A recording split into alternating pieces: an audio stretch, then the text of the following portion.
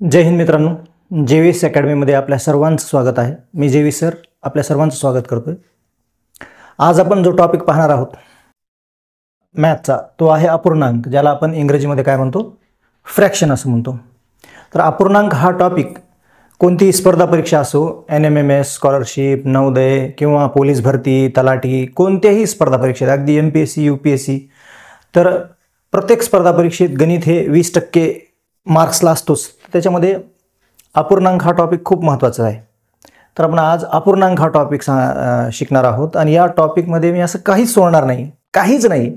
प्रत्येक गोष्ट, लहान अपूर्णांकाचा लहान मोठेपणा ठरवणे, लहान अपूर्णांक कसा ठरवायचा आहे, दिलेल्या अनेक अपूर्णांकापैकी मोठा अपूर्णांक कसा ठरवायचा, त्यांना चढत्या क्रमाने कसं, त्याचा चढता क्रम कसा लावायचा, त्याचा उतरता क्रम कसा लावायचा, हे सगळे म्हणजे आपण या व्हिडिओ लेक्चरमध्ये अपूर्णांकाच्या बेसिकपासून तर त्याच्या ॲडव्हान्स कॉम्प्लेक्स, म्हणजे बेसिक टू ॲडव्हान्स, ओके, अगदी पायाभूत संकल्पनापासून तर अगदी शिखरावरच्या ज्या अवघड संकल्पना आहेत तिथपर्यंत जाणार. त्यापूर्वी आपण अपूर्णांक काय असतं, फ्रॅक्शन काय असतं ते पाहूया. अपूर्णांक, त्या नावामध्येच आहे अपूर्ण अंक या शब्दाची जर आपण संधी केली, ओके, कोणत्या शब्दाची, अपूर्णांक, अपूर्णांक या शब्दाला तोडलं तर त्याच्यापासून दोन शब्द बनतात. त्याची संधी काय होते, अपूर्ण अधिक अंक. अपूर्ण अधिक अंक म्हणजे काय होय, अपूर्ण असणारा अंक म्हणजे अपूर्णांक, जो अंक पूर्ण नाही आहे, बरोबर आहे, हे झालं एक. किंवा एक पूर्ण भागाचा, एक पूर्ण घटकाचा काही भाग म्हणजे काय असतो, अपूर्णांक. तर अपूर्णांक हा भाग चांगल्या प्रकारे समजण्याकरता, समजा मी या ठिकाणी एक सर्कल घेतलं किंवा गोल रिंगण घेतलं, चपाती घेतली, पिझ्झा घेतला, भाकर घेतली, काही समजा हे तुमच्या समोर दिसायला लागले. त्याला किती भागामध्ये तोडली, त्याला 4 भागामध्ये तोडले. किती भागामध्ये तोडले, अपूर्णांक काय आधी बेसिक समजून घेऊ, 4 भागामध्ये तोडले. त्याच्या 4 भागापैकी मी एक भाग शेड केला आहे. 4 भागापैकी त्याचा किती भाग शेड केला आहे, त्याच्या 4 भागापैकी त्याचा एक भाग शेड केला आहे. शेड अशा तिरप्या रेषा मारून शेड केला. तर त्याच्या 4 भागापैकी एक भाग शेड केल्यावर तुम्ही शेड केलेल्या भागाला किती म्हणता, तुम्ही बोलीभाषेत किती म्हणता त्या भागाला, बोलीभाषेत आपण त्या भागाला पावभर म्हणतो. काय म्हणतो, पावभर. त्याच्यात त्या पूर्ण एका आकृतीमध्ये किती भाग होते, 4. पूर्ण त्या आकृतीमध्ये किती भाग होते, 1 2 3 4. आणि 4 पैकी किती भाग शेड केलेला आहे, 4 पैकी एक भाग शेड केलेला आहे. म्हणजे त्या आकृतीचा किती भाग शेड केलेला आहे, त्या आकृतीचा 1/4 भाग शेड केलेला आहे. किती भाग शेड केलेला आहे, 1/4 भाग काय केलेला आहे, छायांकित केलेला आहे. किती भाग छायांकित केलेला आहे, 1/4 भाग छायांकित केला आहे. राईट, हा झाला अपूर्णांक, बरोबर आहे. पावभर भाकर खाल्ली तर हे असतले ना, पावभर 1/4 भाग छायांकित केला आहे. किंवा समजा पुन्हा जर आणखीन असं म्हटलं मी, आकृतीला पुन्हा वाढवलं आहे, ओके. आता सांगा त्याचा भाग किती भाग छायांकित केला आहे, तर तिच्या आकृतीचा अर्धा भाग छायांकित केला आहे. म्हणजे त्या आकृतीमध्ये होते टोटल 4 भाग. 4 भागापैकी किती भाग छायांकित केले, 4 पैकी 2 भाग छायांकित केले. 4 पैकी 2 म्हणजे बे 1 बे 2 4, म्हणजे किती भाग छायांकित केला आहे, तिचा 1/2 भाग काय केला आहे, छायांकित केला आहे. तिचा अर्धा भाग छायांकित केला आहे, ओके. समजा त्याचा एवढा भाग छायांकित केला आहे, तर पाऊण भाग, आपल्या बोलीभाषेत किती भाग छायांकित केला आहे तिचा, त्या आकृतीचा पाऊण भाग छायांकित केला आहे. त्या आकृतीमध्ये किती भाग होते, त्या आकृतीमध्ये 4 भाग होते. 4 भागापैकी किती भाग छायांकित केले, 4 भागापैकी 3 भाग छायांकित केले. म्हणजे त्या आकृतीचा 4/3 भाग काय केलेला आहे, त्या आकृतीचा 4/3 भाग छायांकित केलेला आहे. म्हणजे बोलीभाषेत आपण काय म्हणलो, ही पावभर भाकर होती, मग अर्धी भाकर होती, आणि मग पाऊण भाकर होती. तर हे झालं अपूर्णांक. आकृतीचे मी जास्त भागामध्ये टाकलेले. ही त्रिकोणाची आकृती आहे, राईट. कशाची आकृती, ही एक समद्विभुज त्रिकोणाची आकृती, समद्विभुज त्रिकोणाची आकृती. समजा ही समद्विभुज त्रिकोणाची आकृती. या त्रिकोणाला 2 समान भागामध्ये लंब टाकून 2 समान भागामध्ये विभागलं आणि त्याचा एक भाग छायांकित केला आहे. म्हणजे या त्रिकोणाचा किती भाग छायांकित केलेला आहे, या त्रिकोणाचा अर्धा भाग छायांकित केलेला आहे ना, अर्धा भाग बिना छायांकित केलेला आहे. म्हणजे त्याचा 1/2 भाग छायांकित आहे आणि 1/2 भाग छायांकित नाही. म्हणजे एक प्रकारे अपूर्णांकाचा असा आपल्याला काय उपयोग असतो व्यवहारामध्ये, अपूर्णांकाचा अशा प्रकारे आपल्याला उपयोग असतो. तर अपूर्णांक काय, थोडा आता आपण आणखीन पुढे जाऊया. तर अपूर्णांक आपण कशाला म्हणतो, अपूर्णांक आपण या भानगडीला म्हणतो, तिला a/b रूपातील संख्येला, कोणत्या रूपातील संख्येला, a/b रूपातील संख्येला काय म्हणतात, a/b रूपातील संख्येला अपूर्णांक म्हणतात. काय म्हणतात, अपूर्णांक म्हणतात, ज्याला की आपण इंग्रजीमध्ये काय म्हणतो, फ्रॅक्शन म्हणतो. a/b रूपातील संख्येला अपूर्णांक म्हणतात. उदाहरणार्थ 1/2 हे अपूर्णांक आहेत, 3/2 हे अपूर्णांक आहे, 7/8 हे अपूर्णांक आहे, किती अपूर्णांक लिहिता येईल? हे सुद्धा अपूर्णांक, हे ऋण अपूर्णांक -803 हा सुद्धा अपूर्णांक आहे. असे आपल्याला अनंत अपूर्णांक लिहिता येतात. असे किती अपूर्णांक लिहिता येतात? अनंत अपूर्णांक लिहिता येतात. त्या या ठिकाणी पहा a/b मध्ये a/b या रूपातल्या संख्येला काय आपण अपूर्णांक म्हटलो. तर ही जी आडवी रेषा आहे त्याला आपण इंग्लिशमध्ये छेदाची रेषा म्हणतो, सॉरी मराठीमध्ये आपण त्याला छेदाची रेषा म्हणतो आणि इंग्लिशमध्ये डिव्हिजन बार म्हणतो. तर या आडव्या रेषेच्या वरी जी संख्या आहे, आडव्या रेषेच्या वरी जी संख्या आहे आपण तिला मराठीमध्ये अंश म्हणतो. काय म्हणतो? अंश म्हणतो, ज्याला आपण इंग्रजीमध्ये काय म्हणतो? त्या अपूर्णांकाचा न्यूमरेटर म्हणतो. या ठिकाणी मी तुम्हाला काही उदाहरण दिले. या ठिकाणी अंश किती आहे? 1 आहे. या ठिकाणी अंश आहे 3. या ठिकाणी अंश आहे 7. या ठिकाणी अंश आहे 8. म्हणजे आडव्या रेषेच्या वरची संख्या काय? अंश आहे. आणि आडव्या रेषेच्या या खालची जी संख्या आहे, आडव्या रेषेच्या खालची जी संख्या आहे हिला काय म्हणतात? हिला छेद म्हणतात. याला इंग्लिशमध्ये आपण काय म्हणतो? डिनॉमिनेटर. काय म्हणतो? डिनॉमिनेटर. काय म्हणतो इंग्लिशमध्ये? डिनॉमिनेटर. कधी कधी अपूर्णांक पुस्तकामध्ये असा सुद्धा छापलेला असतो. ही रेषा आडवी छापण्याऐवजी अशी तिरकी जरी छापलेली असली तरी याचा आणि याचा अर्थ काय होतो? एकच होतो. a/b असं लिहिलं काय किंवा असं लिहिलं काय. तर हा झाला अपूर्णांक. या ठिकाणी इंटरेस्टिंग फॅक्ट असं आहे की आपण असं आता आकृती पाहिली होती ना, आता ही अशी आकृती पाहिली होती आणि असं म्हटलो की त्या आकृतीमध्ये किती भाग होते? त्या आकृतीमध्ये 4 भाग होते. 4 भागापैकी आपण किती भाग रंगवला? 1 भाग रंगवला. 4 भागापैकी 1 भाग रंगवला म्हणजे त्या आकृतीचा किती भाग रंगवला? त्या आकृतीचा 4 भागापैकी 1 भाग रंगवला म्हणजे त्या आकृतीचा पावभर, म्हणजे त्या आकृतीचा 1/4 भाग रंगवला आहे. समजा मी या आकृतीला असं म्हणलो होतो की 0 भाग आहे, तर 0 भाग असणारी आकृतीच असणार नाही आणि 0 भागापैकी 1 भाग रंगवताच येत नाही. म्हणजे या ठिकाणी अपूर्णांकाचा छेद 0 असू शकत नाही किंवा अपूर्णांकाचा छेद 0 असणे ही निरर्थक किंवा अनडिफाईन्ड प्रक्रिया आहे. कशी प्रक्रिया आहे? अनडिफाईन्ड प्रक्रिया आहे. म्हणून इथं अपूर्णांकाचा छेद 0 असणार नाही. आपण परिमेय संख्येची व्याख्या केली होती आपल्या काही व्हिडिओ लेक्चरमध्ये की a/b रूपातली संख्या ही परिमेय संख्या असते. म्हणजे सगळे अपूर्णांक काय आहेत? परिमेय संख्या. एक माझ्या परिणामी सांगू. आता अपूर्णांकाचे प्रकार काय काय आहेत ते पाहूया आपण. आता काय पाहूया? अपूर्णांकांचे प्रकार. काय पाहूया? अपूर्णांकांचे प्रकार. आपल्या थंबनेलमध्ये सांगितल्याप्रमाणे आधी प्रकार पाहूया. अपूर्णांकांचे प्रकार. अपूर्णांकांचे प्रकार ज्याला आपण काय म्हणू? Types of fraction. काय म्हणू? Types of fraction. Types of fraction. तर काय काय आहेत अपूर्णांकाचे प्रकार? अपूर्णांकाचे प्रकार आहे छेदाधिक अपूर्णांक, अंशाधिक अपूर्णांक. आधी हे प्रकार पहा. समजा मी एक अपूर्णांक लिहिला आहे 8/3. तर या अपूर्णांकाचा जो अंश आहे, आडव्या रेषेच्या वरची संख्या, ती मोठी आहे आणि त्याचा छेद छोटा आहे. तर या प्रकारच्या अपूर्णांकाला काय म्हणतात? अंशाधिक अपूर्णांक. काय म्हणतात त्याला? अंशाधिक अपूर्णांक. काय म्हणतात? अंशाधिक अपूर्णांक. कसा अपूर्णांक म्हणतात? अंशाधिक अपूर्णांक. कधी म्हणतात अंशाधिक अपूर्णांक? अंश मोठा आणि छेद लहान. अंशाधिक अपूर्णांक कधी म्हणायचं? अंश मोठा आणि छेद लहान. हे पहा कंसात सांगितलं. हे उघडं तोंड ज्याच्याकडे असेल मोठा, ओके, अंश मोठा आणि छेद लहान, तर त्याला काय म्हणतात? अंशाधिक अपूर्णांक. अंशाधिक अपूर्णांकालाच आपण काय म्हणतो? Improper fraction. इंग्लिशमध्ये काय म्हणतो आपण त्याला? Improper fraction. कसा फ्रॅक्शन? Improper fraction. दुसरा प्रकार असतो, जर याला उलट करून टाकले, यालाच 8/3ला जर 3/8 असं लिहिलं, ओके, किंवा आणखीन काहीतरी उदाहरण लिहा. असं काय मान नाही की हेच घ्या 3/8 लिहिलं, किंवा असं काहीतरी उदाहरण लिहिलं 2/5. याच्यामध्ये आता छेद मोठा आहे आणि अंश लहान आहे, तर याला काय म्हणतात? छेदाधिक अपूर्णांक. काय म्हणतात त्याला? छेदाधिक अपूर्णांक. छेदाधिक अपूर्णांक म्हणजे या ठिकाणी काय? छेद मोठा आहे, छेद अधिक आहे ना, जास्त आहे. छेदाधिक अपूर्णांक. याला कोणता अपूर्णांक म्हणतात? छेदाधिक अपूर्णांक, ज्याला आपण इंग्लिशमध्ये प्रॉपर फ्रॅक्शन म्हणतो. काय म्हणतो? Proper fraction. कसा फ्रॅक्शन म्हणतो? Proper fraction. एक अपूर्णांकाचा प्रकार आहे आपण ज्याला मराठीमध्ये पूर्णांकयुक्त अपूर्णांक असं म्हणतात. चला, 1.1/2 म्हणजे दीड, ओके, 1.1/2 ज्याला की आपण दीड म्हणतो.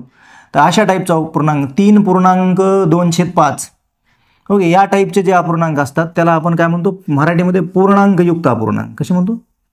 पूर्णांकयुक्त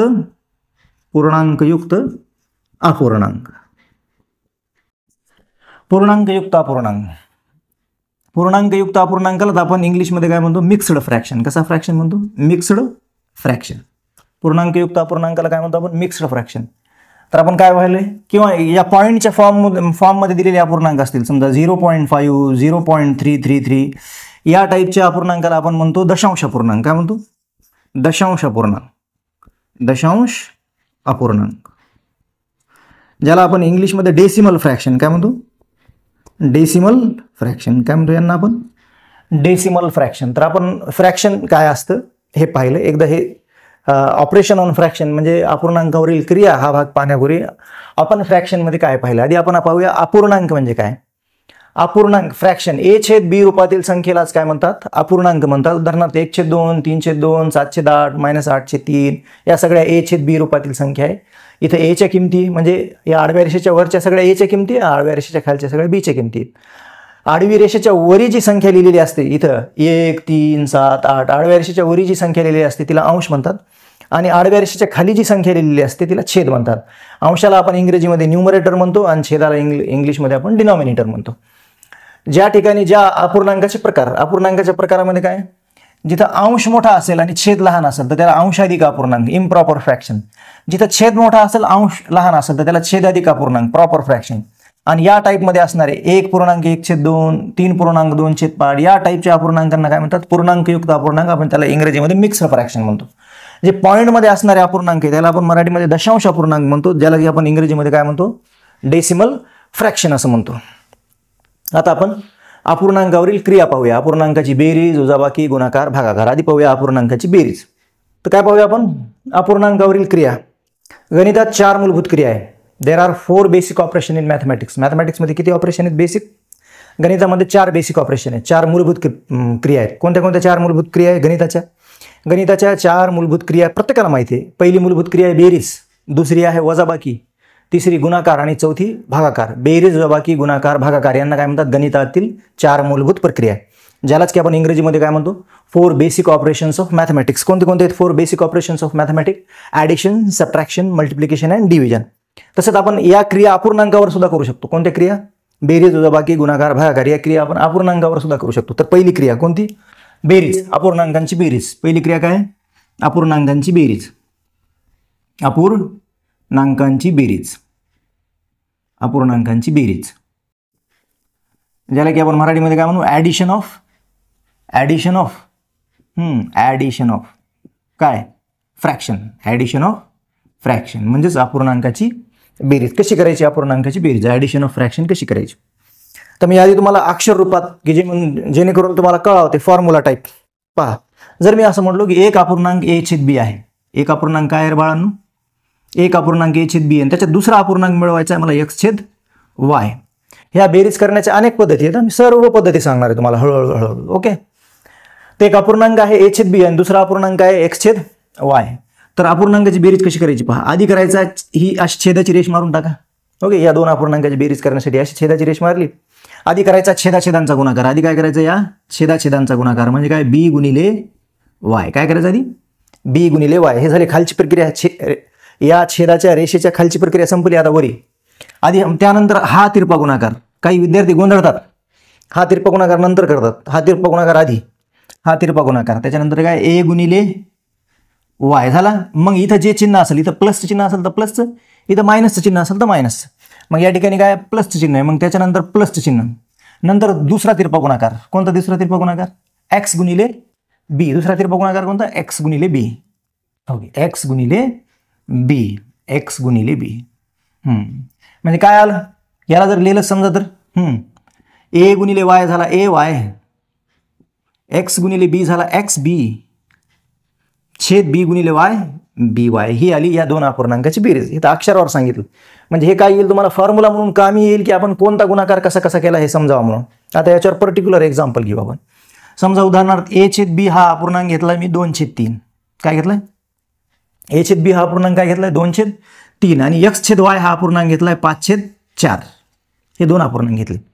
a/b ऐवजी काय घेतलाय? 2/3 आणि x/y साठी काय घेतलंय? 5/4. तर यांची ॲडिशन करायची. कशी कशी केली पहा आपण. वरी ॲडिशन आधी काय केली? छेदाची एक रेष मारली, ही रेष मारली. मग छेदातल्या संख्येचा गुणाकार. आधी काय केलंय? छेदातल्या संख्यांचा गुणाकार म्हणजे b आणि y चा गुणाकार. इथं कशा कशाचा गुणाकार? 3 आणि 4चा गुणाकार.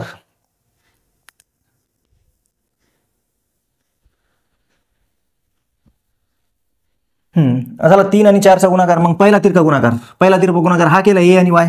कोणता केला आधी? ए आणि वाय हा तिरका गुणाकार केला. तर मग इथं कोणता गुणाकार करावा? ए आणि वाय केला म्हणल्यावर आधी 2 आणि 4चा गुणाकार. 2 आणि 4चा गुणाकार. मग नंतर इथलं चिन्ह दिलं प्लस. हे काय प्लसचं चिन्ह, मग प्लसचं चिन्ह, मग हा तिरपा गुणाकार. 5 आणि 3, 5 आणि 3चा. ओके, 5 आणि 3. मग हे कॅल्क्युलेशन करू. काय आलं? इज इक्वल टू 3 आणि 4चा गुणाकार झाला 3 चौक 12. आणि आता ह्या रेषेच्या वरी काय करायचं? आधी हा तिरपा गुणाकार 2 चौक हे लिहिले 8. मग इथलं चिन्ह प्लस, मग हा गुणाकार 5 त्रिक 15. 8 आणि 15 किती झाले? या ठिकाणी लिहू का? म्हणजे मला खाली एक उदाहरण लिहिता येते. 15 आणि 8 झाले 23. बरोबर आहे. छेद 12, 23/12. म्हणजे काय आलं? 2/3 आणि 5/4 या दोन अपूर्णांकाची बेरीज काय आली? 23/12. आणखीन एखादा एक्झाम्पल पाहू. समजा हे घेतले 7/2. ओके, आणि हे घेतले 9/5. हे दोन अपूर्णांक घेतले. कसं करायचं म्हणलं मी? बरोबरचं चिन्ह काढा. आधी छेदातल्या संख्यांचा गुणाकार छेदामध्ये. या दोन्ही अपूर्णांकाच्या छेदातील संख्यांचा गुणाकार छेदामध्ये. 2 आणि 5चा गुणाकार 2 पंचे 10 झालं. हे छेदातली प्रक्रिया संपली. मी डायरेक्ट सांगायलो हे उदाहरण, या असं स्टेपनं नाही सांगायला होतं. मग पहिला हा तिरका गुणाकार 7/5 काय 35. मग इथं कोणतं चिन्ह आहे? प्लसचं. मग दुसरा तिरपा गुणाकार 9 दुनी काय 18. मग काय झाले? 8 आणि 5 13ला 3, हातचा 1, 3 आणि 1 4, आणि हातचा 1 5. 53/10. आणखीन एखादं एक्झाम्पल घेऊ. 1/2 प्लस 3/5 1/2 आणि 3/4. काय करणार आहे? छेदातल्या संख्यांचा गुणाकार छेदामध्ये. 5 दुने काय 10.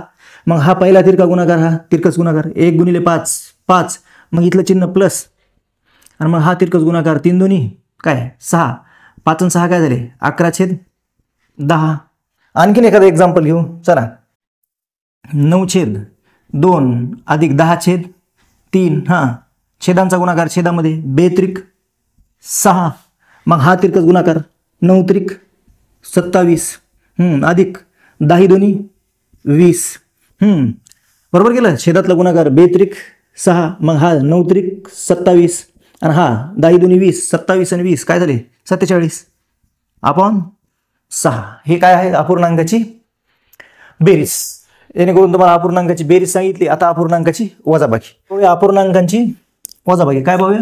अपूर्णांकांची वजाबाकी, ज्याला आपण काय म्हणतो इंग्लिशमध्ये सबट्रॅक्शन ऑफ फ्रॅक्शन. मी नुसतं सबट्रॅक्शनच लिहिलं, त्याला काय म्हणतात? Subtraction of fraction. ह्या बेसिक प्रक्रिया आहे. या अपूर्णांकाच्या बेसिक प्रक्रिया तुम्हाला सांगतो. अगदी ज्यावेळेस मी 10वीचं टेक्स्ट बुक शिकू लागलो, 9वीचं शिकू लागलो, किंवा कॉम्पिटेटिव्ह एक्झामचं काहीही शिकू लागलं, तर हा भाग किती महत्त्वाचा आहे ते तुम्हाला पुढे कळणार आहे.